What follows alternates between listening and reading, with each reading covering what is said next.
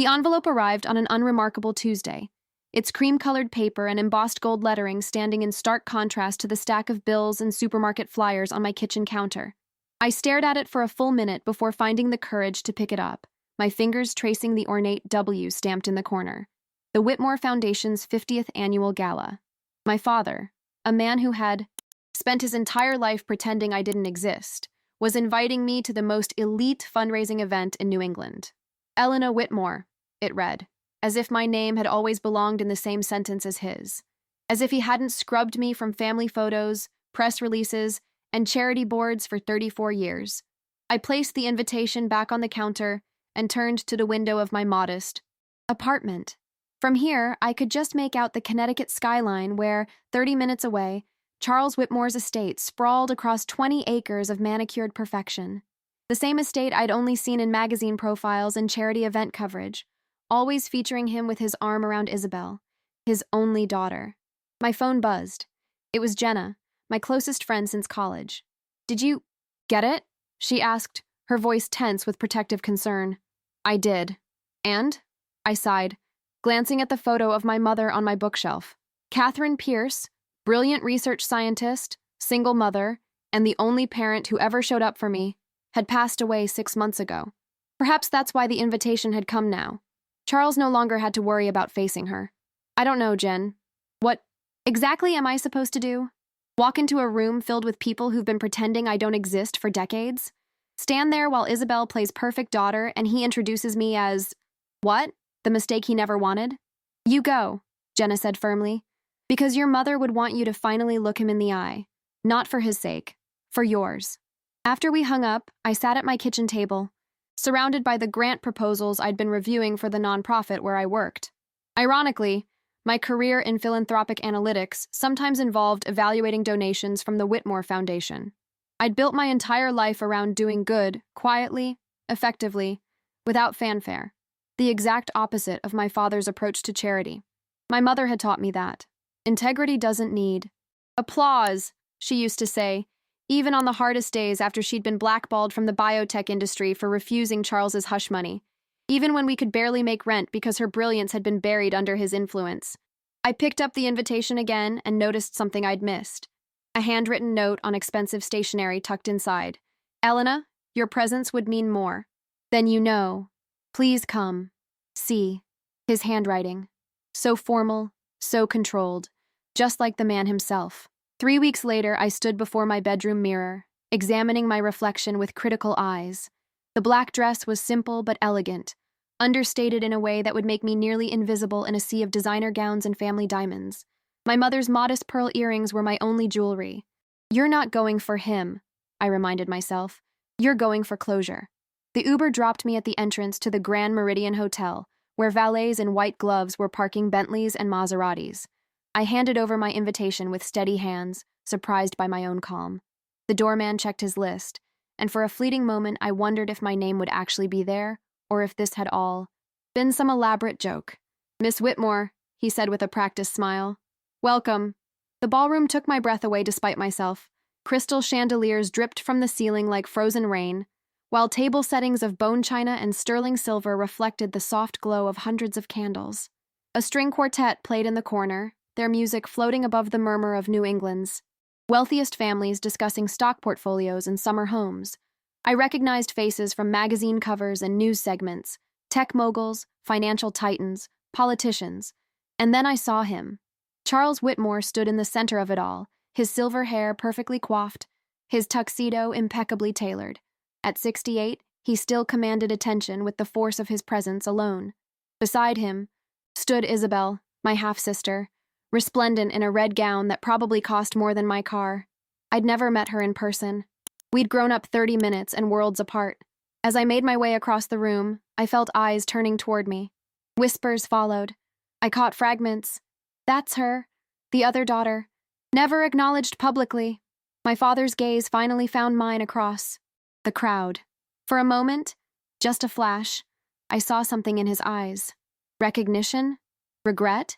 Whatever it was vanished as quickly as it had appeared, replaced by the practiced smile of a man who'd built an empire on looking like he cared. "Elena," he said, his voice carrying just enough for those nearest to hear. You came. Not, I'm glad you came. Not, it's good to see you. Just acknowledgement of my physical presence, as if confirming a delivery he'd been expecting. I did, I replied, matching his tone. Isabel's eyes narrowed as she looked me over. I recognized the calculation in her expression. She was assessing whether I posed any threat to her position.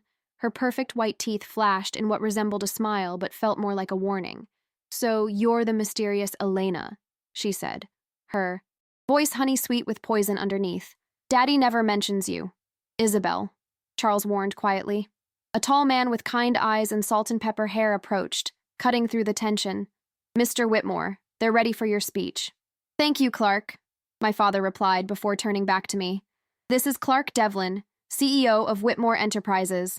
Clark, my Elena, not my daughter. Just Elena. As if I were a distant acquaintance he couldn't quite place. Clark extended his hand, his grip warm and firm. A pleasure to finally meet you, Miss Whitmore. Finally. The word hung between us. So he knew about me. Had always known, perhaps. Ladies and gentlemen, the MC announced, please take your seats. Mr. Charles Whitmore would like to say a few words. I found myself at a table near the back, while Charles and Isabel took center stage. As waiters poured champagne and guests settled into their chairs, my father stepped up to the microphone, glass raised. Welcome to the Whitmore Foundation's 50th annual gala, he began, his voice commanding immediate silence. Tonight, we celebrate legacy, what we build, what we leave behind, what truly matters. I felt a chill run down my spine. Family is everything, Charles continued, his gaze sweeping the room. And I've been blessed with a daughter who embodies everything the Whitmore name stands for. His eyes found Isabel, who beamed with practiced modesty. Isabel will inherit everything I've built. She is my one true heir, the future of the Whitmore legacy. The room erupted in applause. I sat, frozen, champagne untouched. Then, his eyes found me in the crowd. As for alternatives, he said, his voice dropping slightly, some mistakes are better left in the past. Some people were never meant to carry our name. 300 pairs of eyes turned toward me. The silence was deafening. I couldn't breathe, couldn't move, couldn't even find the dignity to leave. And then Clark Devlin stepped forward, a folder in his hands. Actually, Mr. Whitmore, he said calmly, there's something the guests should know. Something about your will. The champagne in my glass trembled as I set it down, my fingers suddenly numb. Clark Devlin stood tall beside my father, whose face had drained of all color. Clark, Charles hissed, this is neither the time nor— I believe it is precisely the time. Clark interrupted, his voice gentle but firm. As your legal counsel and CEO, I'm obligated to inform you that the amended will you signed 3 weeks ago is now in effect. Murmurs rippled through the ballroom. Isabel stepped forward, her red dress catching the light like spilled wine. What amendment? She demanded, her perfect composure cracking. I watched, suspended in disbelief, as Clark opened the folder.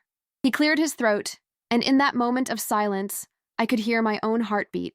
To my daughter, Elena Whitmore, Clark read, his voice clear and measured.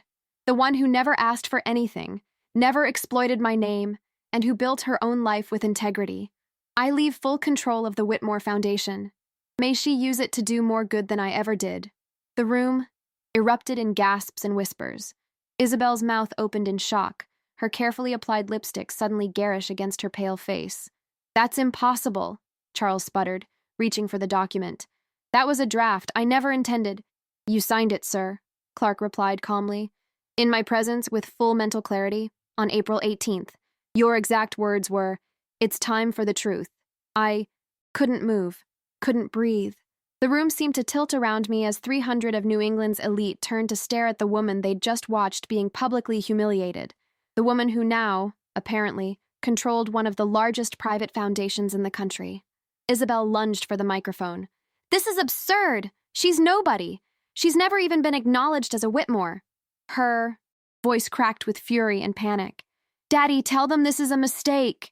But Charles Whitmore, the man who had commanded boardrooms and charity galas for decades, stood silent.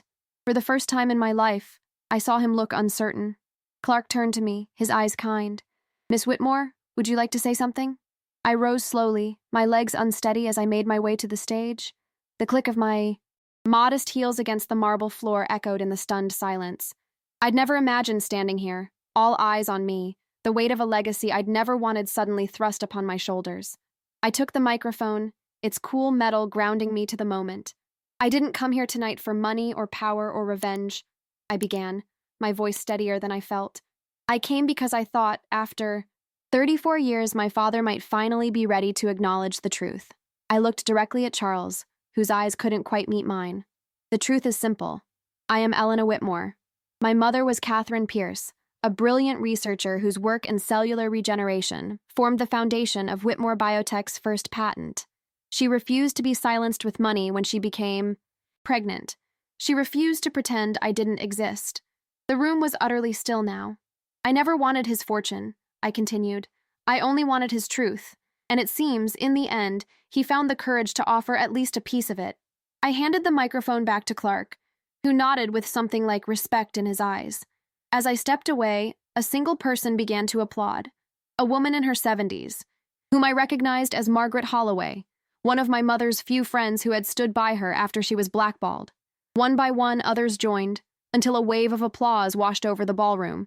Not for Charles, not for the scandal, but for the truth that had finally broken through decades of silence. I didn't stay to bask in it. I walked steadily toward the exit, past tables of stunned socialites and executives, past Isabel's burning glare, past my father's defeated posture. In the grand foyer, a hand caught my elbow. I turned to find Clark Devlin. "There's more you should know," he said quietly. "Things your father couldn't bring himself to say publicly. Would you meet me tomorrow at my office?" I hesitated, then nodded. 10 o'clock? Perfect. He pressed a business card into my palm. "And Elena, your mother would be proud." The night air felt cleansing as I stepped outside, away from the chandeliers and whispers. My phone buzzed with texts from Jenna, who had been waiting to hear how the night went. "You won't believe what just happened," I texted back. As the Uber arrived, I took one last look at the Grand Meridian Hotel, its windows glowing with the light of wealth and privilege. A world that had excluded me my entire life and now, ironically, wanted to pull me in. I thought of my mother's small garden apartment, where she'd raised me on a researcher's meager salary after being blacklisted. I remembered her at our tiny kitchen table, reviewing my science homework, telling me, "Integrity isn't what you claim. It's what you do when no one's looking." She never told me to hate Charles Whitmore, never poisoned me against him, even when she had every right to be bitter. "He's half of who you are," she would say, "but you get to decide which parts you keep." As the car pulled away, I realized I was crying, not from the humiliation or the sudden inheritance, but from the weight of a question I'd carried my entire life. Why wasn't I enough for him to acknowledge? Perhaps tomorrow, in Clark Devlin's office, I'd finally get my answer. The Whitmore Enterprises headquarters dominated the downtown skyline, 60 floors of gleaming glass and steel, a monument to my father's empire. I arrived at 9:55 a.m., my reflection in the polished lobby doors showing a woman who hadn't slept. Dark circles shadowed my eyes despite my attempts to conceal them. "Miss Whitmore?" The receptionist greeted me with newfound respect. News traveled fast. "Mr. Devlin is expecting you." The elevator whisked me to the top floor where Clark's assistant immediately ushered me into a spacious corner office with floor-to-ceiling windows overlooking the harbor. Clark rose from behind his desk, his expression somber. "Thank you for coming, Elena. Coffee?" I declined with a shake of my head. "I'd prefer answers." He gestured to a seating area where documents were already arranged on a coffee table. As I sat, I noticed photographs on his shelves, Clark with my father at various events spanning decades. In none of them was Charles smiling genuinely. "I've worked with your father for 25 years, Clark began, settling across from me. "I've watched him build something impressive while hollowing himself out in the process. Why am I here, Mr. Devlin?" "Clark, please." He slid a folder toward me. "This contains the full amendment to your father's will, along with several letters he wrote but never sent. There's also this." He handed me a small USB drive. "What's on it?" I asked, turning it over in my palm. "A video confession." Clark's eyes held. Genuine sadness. "Charles recorded it the day he signed the new will. He made me promise to show it to you if he couldn't bring himself to tell you the truth at the gala. And clearly, he couldn't." Bitterness edged my voice. He tried, in his way. The invitation was supposed to be the first step. Clark leaned forward. Would you like to watch it now? My heart hammered against my ribs. After a lifetime of silence, did I really want to hear what my father had to say? What excuses he might offer? Yes, I said finally. I need to see it. Clark connected the drive to a sleek television mounted on the wall. The screen flickered, and suddenly there he was, Charles Whitmore, sitting at what appeared to be his home office desk. He looked older, more vulnerable than the man who had humiliated me just 12 hours earlier. Elena, he began, his voice rough. If you're watching this, it means I failed again. Failed to find the courage to face you properly. I sat rigid, fingers digging into the leather armchair. The truth is simple and inexcusable. I was a coward.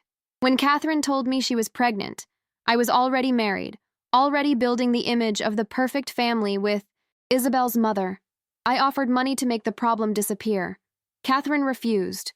She had more integrity in her little finger than I've had in my entire life. He paused, running a hand over his face. I told myself I was protecting my family, my reputation, but I was only protecting my own weakness.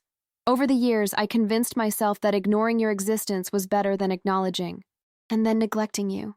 I was wrong. My father looked directly into the camera, his eyes red-rimmed. What you don't know is that I watched you from afar. I have a file. Clark will give it to you, tracking your accomplishments, your graduation speeches, your work in nonprofit analytics. I saw how you became everything I pretended to be, someone who genuinely cares about making the world better. Tears burned behind my eyes, but I refused to let them fall. There's something else you need to know, he continued. Something about your mother. The cellular regeneration research that launched Whitmore Biotech wasn't mine. It was Catherine's. The room seemed to tilt. I stole it. I took her research when she refused the settlement, claimed it as my own, and built an empire on her genius. The foundation of my success, my entire legacy, was theft. Clark paused the video as I gasped, covering my mouth with my hand. Are you all right? He asked quietly. I nodded, though I felt anything but all right. Keep playing. Charles's confession continued. The Whitmore Foundation was my attempt at atonement, doing good with money earned through deception. But even that became corrupted, became about image rather than impact. That's why I'm leaving it to you. You're the only one who understands what true philanthropy means. He looked down, shoulders slumped. I don't expect forgiveness. I don't deserve it, but you deserve the truth and the chance to rebuild what I tainted. The research patents will be transferred to your name. They should have been Catherine's all along. The video ended with my father looking broken, diminished, nothing like the titan who had commanded the ballroom the night before. When did he record this? I asked, my voice barely audible. 3 weeks ago, the day after he learned your mother had passed. Clark handed me a tissue. He'd been keeping tabs on both of you. When he heard about Catherine's death, something broke in him. He came to me, insisted on changing the will, making this video. But last night, I began. Last night was fear. When he actually saw you there, saw what he'd done made flesh and blood before him, he panicked, reverted to the defensive man he's always been. Clark sighed. It doesn't excuse it. Nothing could. I opened the folder and found what he'd mentioned. My entire life documented from afar. School reports, newspaper, clippings of academic awards. A surveillance photo of me at my college graduation, standing proud next to my mother. He had me followed, I whispered, unsure whether to feel violated or validated. Not followed. Observed. There's a difference. Clark's voice was gentle. He wanted to know you were okay, that you were thriving. He just couldn't find the courage to be part of it. I sat back, overwhelmed. So what happens now? Legally, everything is in order. The foundation is yours to lead. The biotech patents will be transferred to your name, which means substantial royalties. Isabel retains control of Whitmore Enterprises, the real estate holdings, investment portfolios, and so on. I don't want his money, I said automatically. It's not his money. It's your mother's. Innovation. Her legacy. Clark's eyes held mine. And the foundation isn't about money. It's about influence, about doing good at a scale most people never get the chance to attempt. A thought occurred to me. Does Isabel know any of this? About the research theft? No, Charles maintained the fiction even with her. I stood and walked to the window, looking out at the city below. My mother had struggled to pay rent in this same city, while her stolen research generated billions. The injustice of it burned in my throat. "There's a board meeting tomorrow," Clark said, coming to stand beside me. "The foundation directors will want to meet their new leader. You don't have to decide everything now, but your presence would send a message." I turned to him. "Why are you helping me? You've been my father's right hand for decades." Clark smiled sadly. "Because I've spent 25 years watching a man destroy himself with lies. Because your mother deserved better. And because sometimes the only way to honor a lifetime of service is to finally serve the truth." As I gathered the documents to leave, one more question nagged at me. "The toast last night, did you know he would do that? Publicly disown me again?" Clark shook his head. "I hoped the setting might give him courage. I was wrong, and I'm sorry you endured that. But I'm not sorry the truth finally came out." I nodded, suddenly exhausted by revelations too heavy to process. "Get some rest, Elena. Tomorrow will be challenging enough." As the elevator descended, I leaned against the wall, clutching the folder containing my mother's stolen legacy and my father's belated confession. The weight of truth, I realized, was sometimes heavier than the weight of lies we'd grown accustomed to carrying. The Whitmore Foundation occupied the entire 40th floor of my father's corporate tower. I arrived wearing a simple navy suit, professional but understated, my mother's pearls once again my only jewelry. The receptionist directed me to the main conference room where, through glass walls, I could see 12 people seated around a massive table, their expressions ranging from curious to hostile. I recognized some faces from charity events I'd analyzed in my previous job. Others were strangers who would now look to me for leadership. Clark met me at the door. "Ready?" I nodded, though my stomach churned. "Ladies and gentlemen," he announced as we entered, "allow me to introduce Elena Whitmore, the new chairwoman of the Whitmore Foundation." The silence was pointed. Then an older woman with steel-gray hair rose. "Margaret Holloway," she introduced herself, extending her hand. "I knew your mother well. She would be proud to see you here." I grasped her hand gratefully. "You were at the gala. You were the first to applaud." "Some truths deserve recognition," she replied with a small smile. Others introduced themselves less warmly. Jonathan Pierce, the Foundation's longtime CFO, barely concealed his skepticism. "Miss Whitmore, with all due respect, what experience do you have running a billion-dollar philanthropic organization?" Before I could answer, the door swung open. Isabel stood there, immaculate, in a white pantsuit that probably cost more than my monthly rent. Her eyes locked on mine, cold as January. "I hope I'm not interrupting," she said, voice dripping with false sweetness. "I thought it important that all stakeholders be present for this transition." Clark frowned. "Isabel, the Foundation board meetings are separate from Whitmore Enterprises. And yet our interests remain entwined, don't they?" She slid into an empty chair. "Please, continue." I took a deep breath. This was my moment to establish authority or surrender it before I'd even begun. "Mr. Pierce asked about my qualifications," I said, stepping to the head of the table.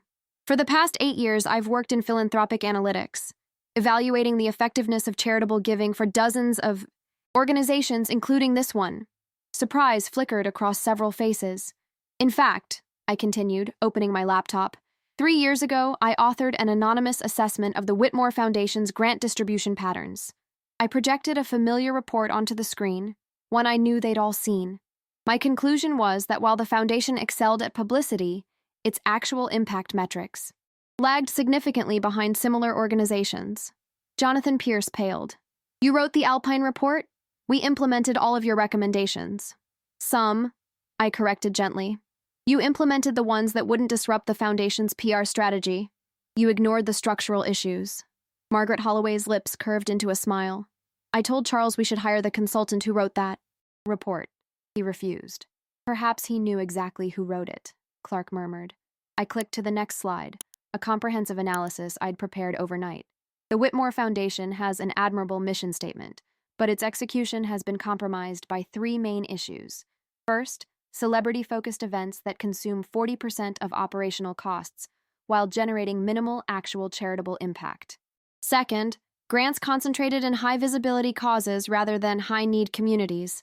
And third, a concerning pattern of grants to organizations with board ties to Whitmore Enterprises. The room fell silent. Jonathan Pierce looked like he might protest, then thought better of it. "I'm not here to dismantle what my father built," I said, softening my tone. "I'm here to fulfill its original promise, to do actual good, not just appear to do good." Isabel laughed, the sound sharp as broken glass. "How noble! Tell me, sister dear, did you practice that speech in the mirror this morning? Did you rehearse your righteous indignation?" "Isabel," Clark warned. She ignored him. "You show up out of nowhere, with no connection to this family beyond biology, and suddenly you're the moral authority? The savior of father's legacy? Please." I met her gaze steadily. "I understand this is difficult. You understand nothing," she hissed, rising from her chair. "I spent my entire life being the perfect daughter. I attended every function, supported every cause, played every role he asked of me. And with one signature, he erases all of it." For the first time, I saw beneath Isabel's polished veneer the hurt child desperate for approval, just as I had been. In that moment, despite everything, I felt a flicker of kinship. "He didn't erase you," I said quietly. "You're still CEO of Whitmore Enterprises. That was always your passion, not this." "How would you know what my passions are?" she demanded. "Because I've studied every grant proposal you've championed. They're all business adjacent, entrepreneurship programs, economic development initiatives. You care about building, not giving. There's nothing wrong with that." Isabel blinked, momentarily disarmed by my accuracy. "I propose a fresh start," I continued, addressing the entire room but keeping my eyes on her. "The foundation needs restructuring, but not demolition. I'd like each of you to prepare an assessment of your department's impact metrics, not publicity metrics, by next week. We'll build from there." Jonathan Pierce cleared his throat. "And if we find our current approach is lacking, then we'll improve them together. No one's position is at risk, unless you're opposed to actually making a difference." The tension in the room eased slightly. I turned back to Isabel. "As for Whitmore Enterprises, I propose we establish clear boundaries between the foundation and the corporation. Complete separation of boards, finances, and decision-making processes." "You want to sever ties completely?" she asked, suspicion narrowing her eyes. "I want transparency, independence. I think you do too." I extended my hand. "We don't have to be enemies, Isabel. We don't even have to be friends. But we can respect each other's domains." She stared at my outstretched hand for a long moment. The entire room held its breath.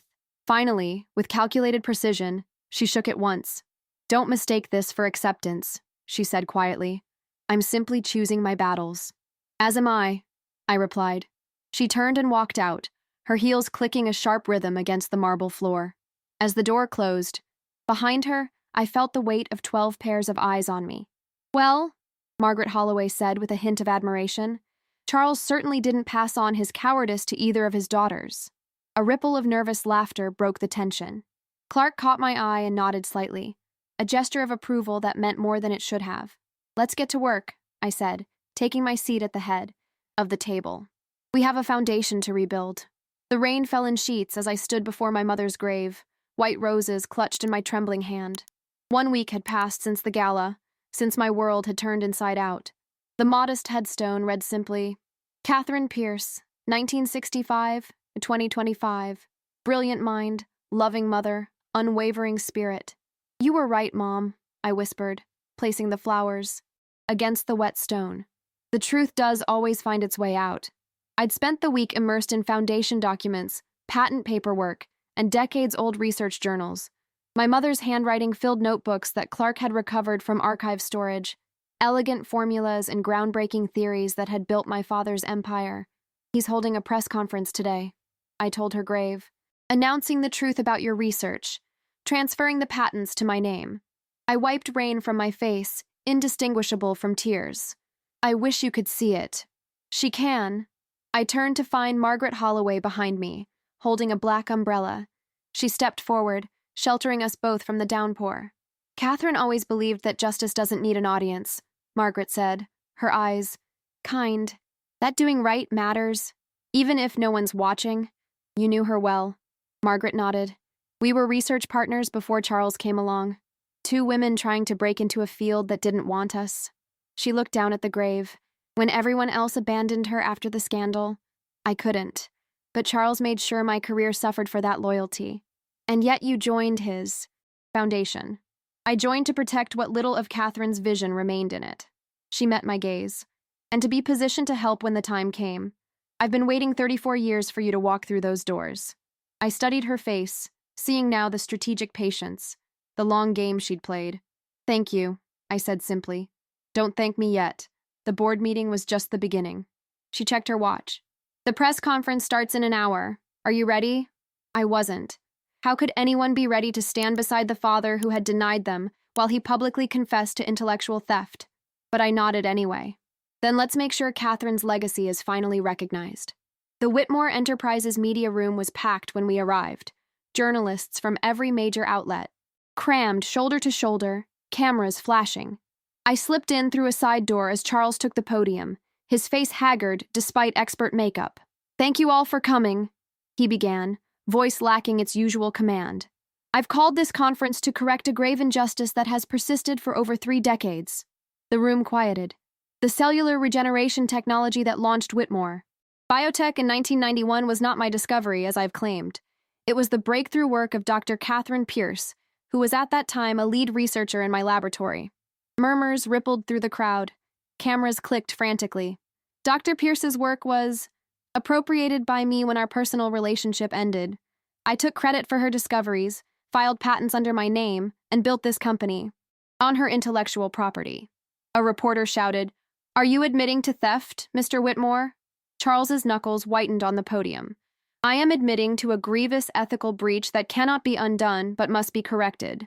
Effective immediately, all patents stemming from Dr. Pierce's original research are being transferred to her daughter, Elena Whitmore. All eyes turned to where I stood, against the wall. Clark nodded encouragingly, and I stepped forward to join my father at the podium. "Miss Whitmore," another reporter called, "did you know about this deception?" I leaned toward the microphone. I learned the truth only recently. My mother never spoke ill of Charles Whitmore, even knowing what he'd done. She taught me that bitterness corrodes the vessel that carries it. And, "Yet you're now taking control of patents worth billions," a cynical voice called from the back. "I'm restoring what was stolen," I corrected firmly. "The royalties from these patents will establish the Catherine Pierce Foundation for Women in Science, supporting female researchers who face the same barriers my mother did." This announcement, which I hadn't shared with anyone, not even Clark, caused Charles to turn to me in surprise. For the first time, I saw something like genuine respect in his eyes. After fielding more questions, many hostile, we exited the stage. In a private room adjacent to the media center, Charles collapsed into a chair, suddenly looking every one of his 68 years. "That went as well as could be expected," Clark observed, loosening his tie. "The stock will take a hit," Charles muttered. "Isabel is probably having kittens right now." "The stock will recover," I said. "Transparency often strengthens institutions in the long run." He looked up at me. "You sound like your mother." "Thank you," I replied, meaning it. An uncomfortable silence stretched between us. There were 34 years of conversations we'd never had, questions I'd never asked, explanations he'd never offered. "The Catherine Pierce Foundation," he finally said. "It's a good idea. It's what she would have wanted. Not recognition for herself, but opportunities for others like her." Charles nodded slowly. "I'd like to contribute. Personally, not from corporate funds." "Why?" I asked, the question more direct than I'd intended. He met my gaze and for once didn't look away. "Because I've spent my life trying to bury what I did to her. Maybe it's time I spend what's left trying to honor her instead." It wasn't an apology, not really, but it was something. A beginning, perhaps. "I'll have my team contact yours," I said, professional but not cold. As I turned to leave, he called after me. "Elena, the gala." What I said. He faltered, then tried again. "I was afraid. Not of the truth itself, but of seeing the person you've become without me. The person I had no part in shaping." I paused at the door. "You shaped me by your absence, Charles. I am who I am partly because you weren't there." His face fell, but I continued. "And that's not entirely a bad thing. I learned self-reliance, integrity, compassion. Maybe I needed to build those without your influence." I left him there, contemplating a different perspective on the decades of separation he had enforced. Not forgiveness. We were nowhere near that, but perhaps the beginning of understanding. Outside, the rain had stopped. Margaret waited by a town car, ready to accompany me to my next appointment, a meeting with patent attorneys to begin the process of establishing my mother's foundation. "How do you feel?" she asked as we drove away from Whitmore Tower. I watched the building recede in the window. Like I'm standing at the edge of something enormous, something that could easily consume me if I'm not careful. "Power does that," she agreed. "So does vengeance. This isn't about vengeance. Isn't it? Not even a little?" I considered her question honestly. Maybe at first. But now, I just want to build something that matters. Something that would make her proud. Margaret squeezed my hand. She already was proud, Elena. Every single day. That night, alone in my apartment, I finally allowed myself to feel the full magnitude of the week's events. I cried for my mother, who never got to see her genius acknowledged. I cried for the little girl who had grown up wondering why she wasn't enough. And surprisingly, I cried a little for Charles Whitmore, a man so afraid of his own failings that he'd sacrificed his integrity and relationship with his daughter rather than face them. As I drifted toward sleep, my phone chimed with a text. It was from Isabel, the last person I expected to hear from. "We need to talk. Breakfast tomorrow, 8 a.m., the Griffin on Madison." I stared at the message, wondering what new battle this would bring. But I was tired of battles, tired of the weight of decades-old wounds. I texted back a single word: yes. The Griffin was a discreet cafe frequented by the city's elite, the kind of place where tables were spaced far enough apart to ensure private conversations remained private. I arrived at 7:55 to find Isabel already there, impeccably. Dressed in a cream cashmere sweater and tailored slacks, her dark hair pulled back in a severe ponytail. "You're punctual," she observed as I sat across from her. Another trait we apparently share. A waiter materialized to take our orders. Espresso for her, Earl Grey for me. "Thank you for agreeing to meet," she said once we were alone again. "I imagine your schedule has become rather hectic." "As has yours, I'm sure. The stock dropped 12 points after the press conference." She waved a dismissive hand. "It will recover. The market responds to drama initially, then to fundamentals." I nodded, surprised by her nonchalance. "Why did you want to meet, Isabel?" She studied me for a moment, her eyes, so like our father's, calculating and sharp. "I've spent the past week investigating you. Very thoroughly. I'd expect nothing less. You live in a one-bedroom apartment in Westville, drive a 7-year-old Volvo, shop at mid-range department stores, work 60-hour weeks at a non-profit that pays you a fraction of what you're worth." She ticked off these observations like items on a checklist. Despite having a master's degree from Yale and being courted by multiple Fortune 500 companies. "Your point?" "My point is that you're either a saint or a long con artist, and I don't believe in saints." The waiter returned with our drinks. I took a moment to stir honey into my tea, collecting my thoughts. "I'm neither," I said finally. "I simply chose a path that aligned with my values, the same way you chose a path that aligned with yours." Isabel's perfect eyebrows rose. "And what do you know about my values?" "I know you graduated top of your class at Wharton. I know you turned down partnerships at 3 different venture capital firms to come work for our father. I know you've doubled Whitmore Enterprises' market share in the 5 years since you became CEO." I met her gaze steadily. "You value excellence, legacy, and control, in that order." She sat back, clearly not expecting me to have done my own research. "Touché. So why are we really here, Isabel? To size each other up? To establish territories?" "Actually," she said, lowering her voice, "I need your help. Of all the things I'd anticipated, this wasn't one of them." "My help? With what?" Isabel glanced around before continuing. "Before Father's revelation, I was in the process of negotiating a major acquisition. Meridian Healthcare, a network of community hospitals serving primarily low-income areas. I'm familiar with them. They've struggled financially, but maintain excellent care standards." "Precisely. My plan was to acquire them, streamline their administrative costs while maintaining their care model, and expand their reach. A win-win. They get financial stability, we get positive press and modest returns. And the problem is?" Her jaw tightened. "The problem is that after Father's press conference, they're reconsidering. They're concerned about associating with a company that's just admitted to 3 decades of intellectual theft." I sipped my tea, considering the implications. "You're worried they'll pull out. I'm worried they'll be right to pull out. For the first time, genuine emotion cracked through Isabel's polished veneer. This acquisition matters, Elena. Not just for business reasons. These hospitals serve communities that have nowhere else to go. I studied her, looking for the angle, the manipulation. But all I saw was unexpected sincerity. How exactly could I help? Your foundation could partner with us on this. Create a joint initiative focused on expanding healthcare access. Your all moral authority would reassure Meridian's board that our intentions are genuine. And in return? In return, Whitmore Enterprises commits $20 million to your mother's new science foundation. Annually, not as a one-time grant. I nearly choked on my tea. That's substantial. It's fair, she replied simply. Look, I didn't know. About father's theft. I've spent my life believing in a legacy that was apparently built on lies, but that doesn't mean everything we do is corrupt. For the first time, I saw Isabel not as my nemesis or rival, but as someone else damaged by our father's deceptions, someone trying to salvage something meaningful from the wreckage. I'll need to see the acquisition proposal, I said. All the details, all the projections, if and only if it genuinely serves those communities, I'll consider the partnership. Relief flickered across her face. Of course, complete transparency. As we finished our breakfast, discussing logistics and next steps, I found myself in the surreal position of actually enjoying Isabel's company. Her mind was razor sharp, her understanding of business dynamics. Impressive. In another life, under different circumstances, we might have been friends, or at least allies. There's something else you should know, she said as we prepared to leave. Father is ill, pancreatic cancer, stage 3.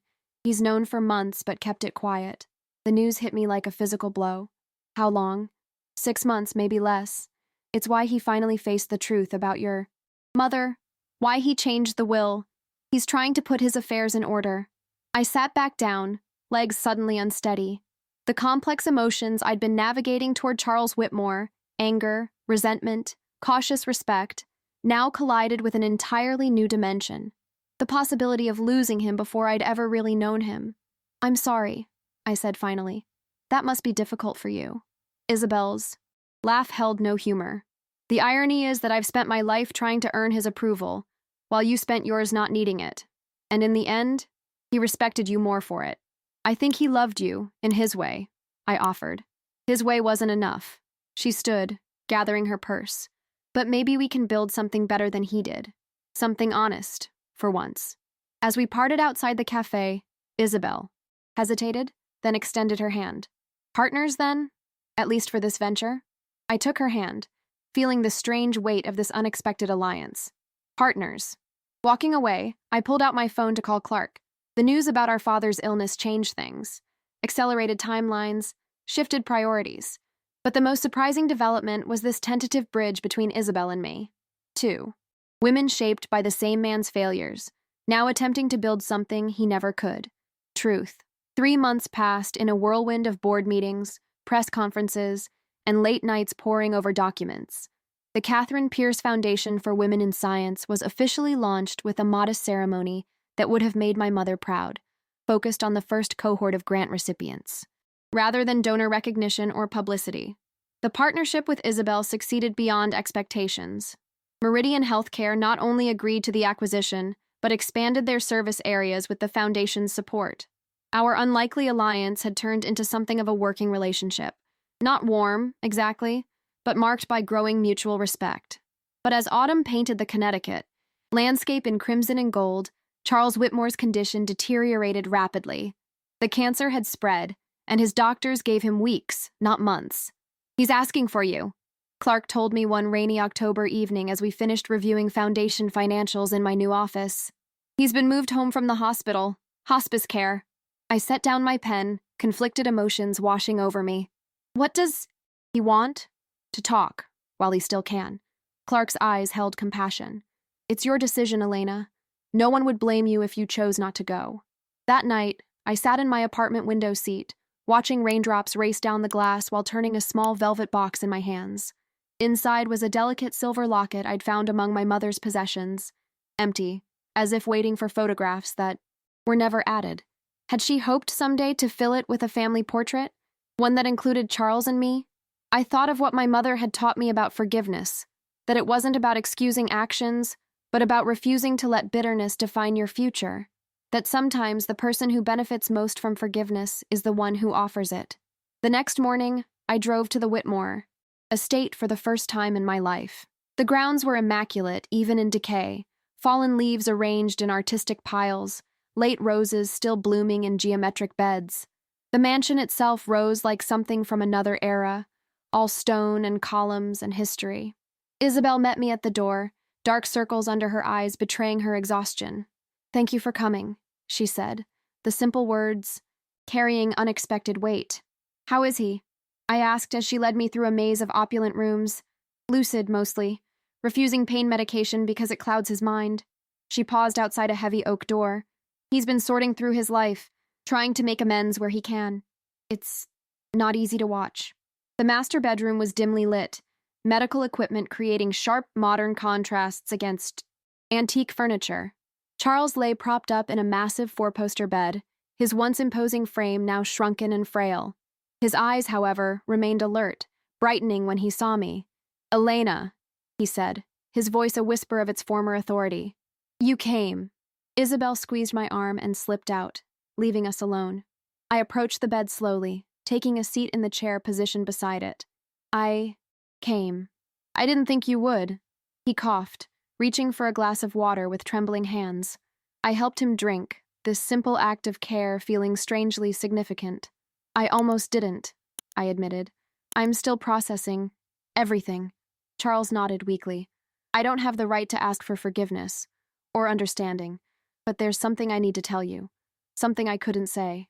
In the video, or at the press conference." I waited, watching as he gathered his strength.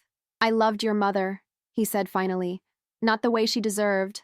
I was too selfish, too ambitious for that. But she was the only person who ever saw me clearly and loved me anyway." His eyes filled with tears, and I threw that away because I was afraid. "Afraid of what?" I asked. "Of not being extraordinary." A bitter smile crossed his face. Catherine was brilliant, genuinely, effortlessly brilliant. Next to her, I was merely competent. When she made her breakthrough, part of me recognized it would always overshadow anything I could achieve, so I took it, made it mine. The raw honesty of his confession stunned me. Not excuses, not justifications, just truth. After that, he continued. Everything was built on that first lie. My marriage to Isabel's mother, my business empire, my public image. I created a fiction and then trapped myself inside it. He looked at me directly. "Denying you was the worst part of that fiction." I swallowed the lump in my throat. "Why did you invite me to the gala? Why humiliate me publicly only to give me the foundation through your will?" "Cowardice," he admitted. "I wanted to acknowledge you, to make things right. But when I saw you there, so poised, so much like Catherine, I panicked, reverted to the lie I'd lived for decades." He reached for my hand. The will was the truth I couldn't speak aloud. My final attempt at courage. His fingers felt like paper in mine, fragile, temporary.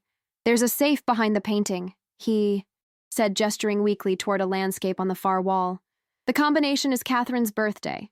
Inside, you'll find journals, my real thoughts, not the public record, and letters I wrote to you but never sent. One for each birthday." I stared at him, trying to reconcile this dying man with the titan who had shaped and twisted so many lives. "Why tell me this now?" "Because the truth matters.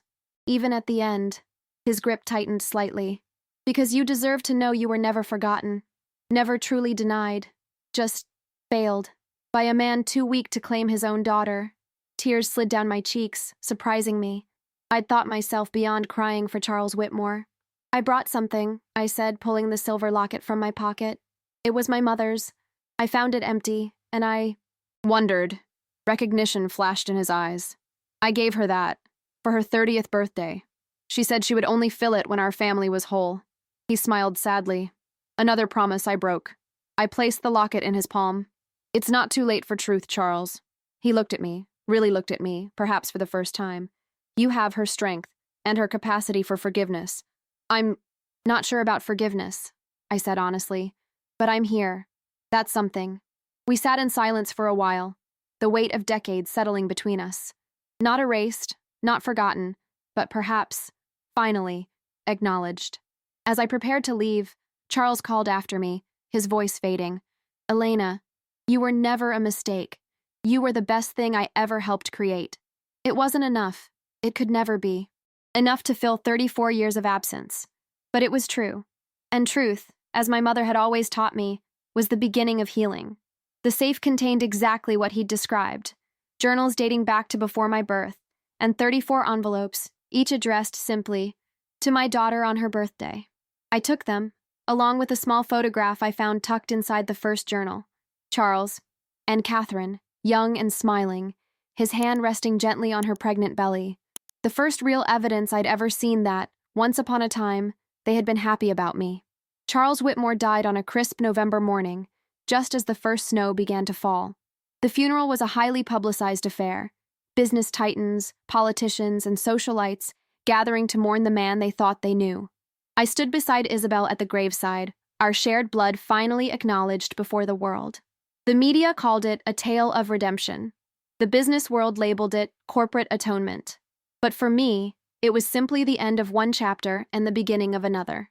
In the weeks that followed, I read through Charles's journals and birthday letters, one each night, working my way through the decades of his silent witnessing of my life. The early ones were stilted, formal, as if he couldn't quite admit, even to himself, what he'd done. But as the years passed, they grew more honest, more raw.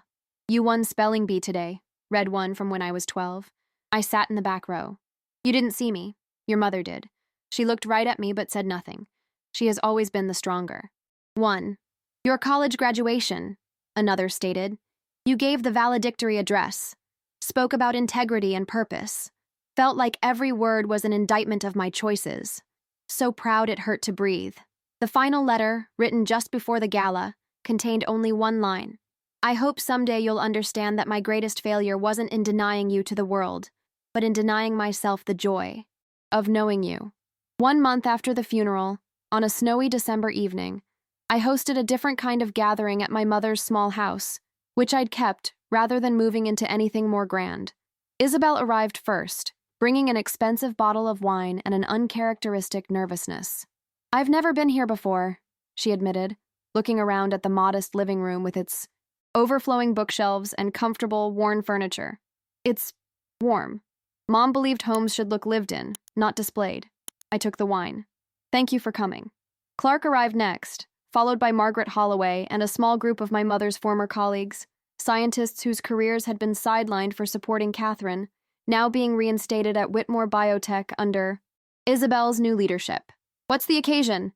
Clark asked as I poured drinks for everyone. I smiled. "Redefinition." Once everyone was settled, I stood before the fireplace. "I asked you all here because you each represent a piece of a story that's been fragmented for too long. A story about my mother, about Charles, about legacy and truth." I raised my glass. "Today, the first patents officially transferred to Catherine Pierce's name were published in the scientific registry. Her breakthrough is finally, legally, recognized as hers." Applause rippled through the room. Margaret wiped away tears. "But that's not all," I continued. "Today also marks the official announcement of the Catherine Pierce Wing at Meridian Central Hospital, a research center focused on accessible healthcare innovations." Isabel nodded in approval. This had been her idea, a way to unite our separate domains in a lasting tribute. "And finally," I said, my voice softening, "today would have been my mother's 60th birthday. She didn't live to see her work acknowledged or her name restored, but she lived with integrity every day, teaching me that true legacy isn't built on public recognition or financial success." I moved to a small table and opened a velvet box, the silver locket, now containing 2 tiny photographs, one of my mother, smiling and young, and one of me at my foundation's opening ceremony. My mother once told me that wealth isn't what you accumulate, but what you leave behind that improves the world. I looked around at the gathered faces, some familiar, some new, all connected by a shared commitment to truth. I think she would be proud of what we're building together. Later, as guests mingled and shared stories of Catherine, Isabel approached me by the window, watching snow fall in the glow of streetlights. "I used to hate you," she admitted, her voice low. "The idea of you, really. The daughter he couldn't acknowledge but couldn't forget." "And now?" I asked. She considered the question. Now, I think perhaps we both deserved better than Charles Whitmore at his worst, and maybe together we can build something worthy of Catherine Pierce at her best. It wasn't friendship, exactly, but it was honest, a foundation stronger than the lies that had separated us for decades. As the evening wound down, Clark lingered, helping me clear glasses and plates. Catherine would be proud, he said, echoing my earlier sentiment. Not just of the foundations and the patents, but of you, your resilience, your grace. I've been reading his letters, I told him, trying to understand. Clark nodded. And do you understand? I considered the question as I placed the last dish in the sink. I understand that he was a man trapped by his own ambition, that he made one terrible choice that led to 1,000 others, that he loved my mother, in his broken way, and even me, from a distance he couldn't bridge. Forgiveness? Clark asked gently. Understanding, I corrected. Forgiveness may come later, or it may not. Either way, I'm at peace with that. After everyone had gone, I sat alone by the fireplace, the silver locket warm in my palm. I thought about legacy, how Charles had spent his life building one based on appearance, on wealth, on power, how my mother had built hers on truth, on kindness, on quiet integrity. I thought about the Catherine Pierce Foundation, already funding 12 female scientists whose research might otherwise have been overlooked, about the hospital wing that would serve communities my mother had cared deeply about the patents now bearing her name in scientific journals worldwide.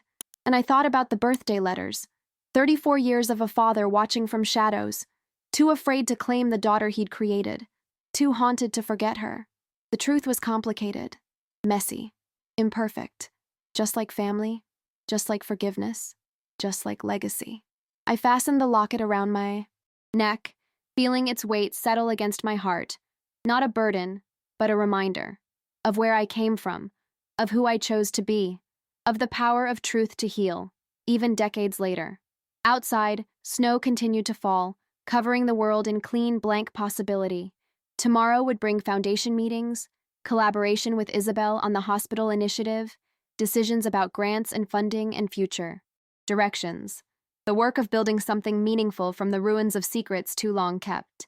But tonight, in this quiet moment, I whispered a truth my mother had known all along. The legacy that matters isn't the one the world sees. It's the one that lives in how we treat each other, in the courage to face our mistakes, in the strength to begin again. I closed my eyes, feeling at peace for perhaps the first time since that cream envelope had arrived on my kitchen counter. The Whitmore name would continue, on buildings, on business cards, on charitable foundations. But the legacy I would carry forward would be Catherine Pierce's: truth, integrity, resilience, love. In the end, those were the only inheritances that truly mattered.